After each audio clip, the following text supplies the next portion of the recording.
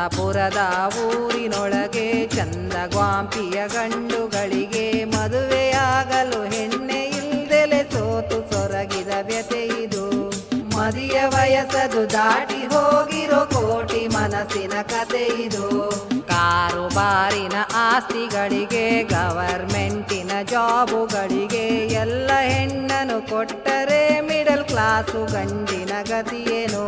ಖಾಲಿ ಕೈ